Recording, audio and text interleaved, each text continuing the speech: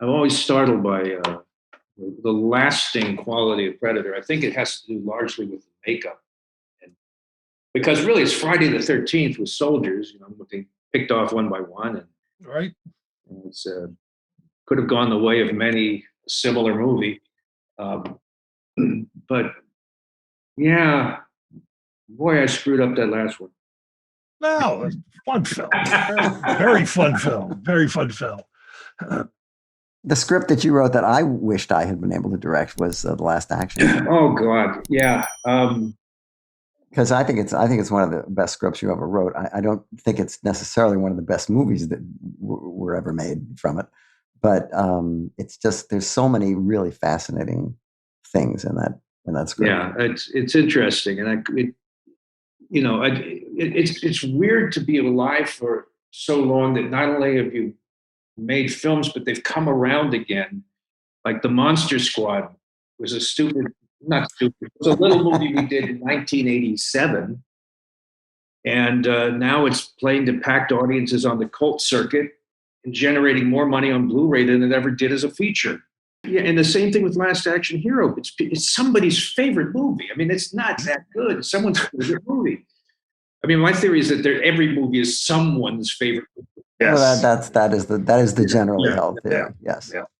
The Convoy with the song C.W. McCall is someone's favorite movie. Someone is watching that for the 10th time right now. Well, how about, I'm trying to think of how to segue into, do you have any horror movies on your list? Speaking of monsters, you had a horror film on your list. Oh, yeah. Well, the horror film. Talk about, someone who began as a documentary filmmaker and brought that expertise to a piece of horror fiction, which he described. He said, I was puzzled when people told me, this is Friedkin talking. I was puzzled when they said that I was directing a horror movie. I was doing a character piece about the mystery of faith and a priest. And The Exorcist to me is just, bravura filmmaking. It's incomparable. And there are a couple of films like Jaws is another one where if you put them on for someone now, there is no, this happened, this is a 30-year-old film. They're just in it as though it were released yesterday. And I don't particularly like the William Peter Blatty cut that he did later. I like the Friedkin cut, which was released. Yeah. And, my brother was of age when that movie came out. He's older than me. And he remembers the people,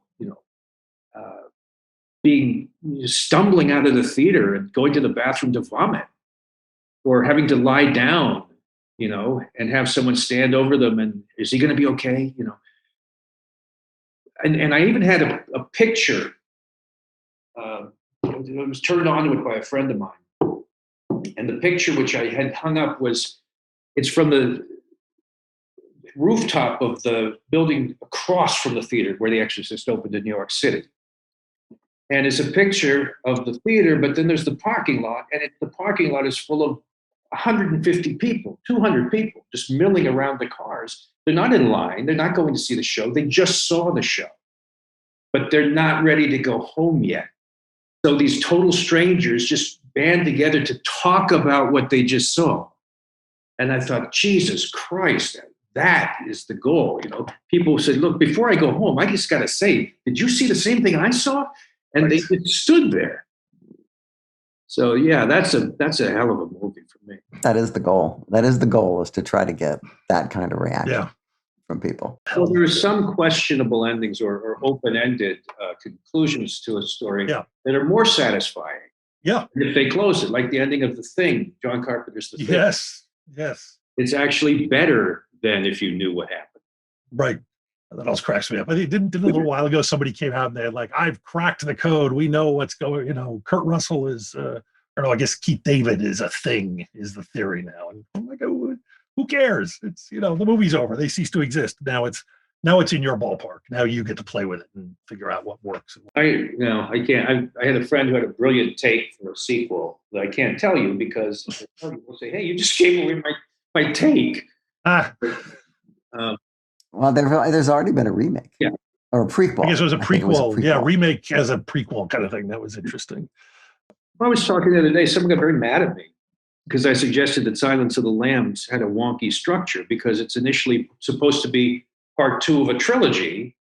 Right. And Hannibal Lecter was introduced as the big deal in the first one.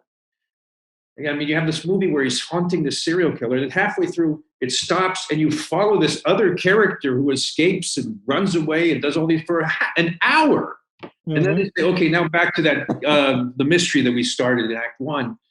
And like no one notices that it's this odd thing that why are we suddenly following this side character for an hour?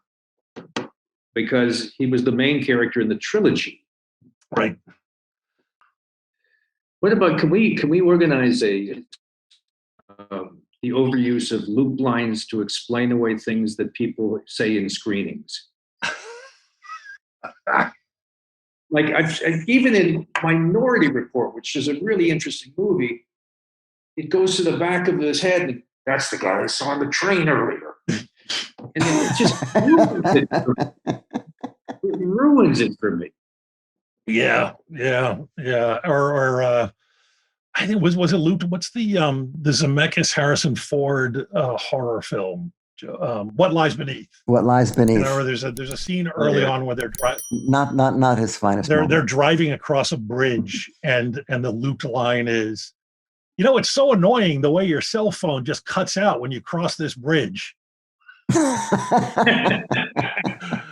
I'm like, but that's a line that needs to be Xeroxed and put into almost every. Yeah, and I'm sitting there, I'm like, I wonder if that's gonna come in handy later. That bit of information. My pet peeve is you have a character who's supposedly an expert or professional, or it's a hitman or a detective, and they walk up to a building and they stop and they take out a piece of paper and they look at it and they look at the address. Like, dude, what are you, a fucking idiot? It's 811. You got to check your paper. Yes. You know, it's just nuts. And it's the same thing. Like you said, the car ride across the bridge where you play out an entire scene in a wide shot of the car drive. Those things that drive me absolutely batshit.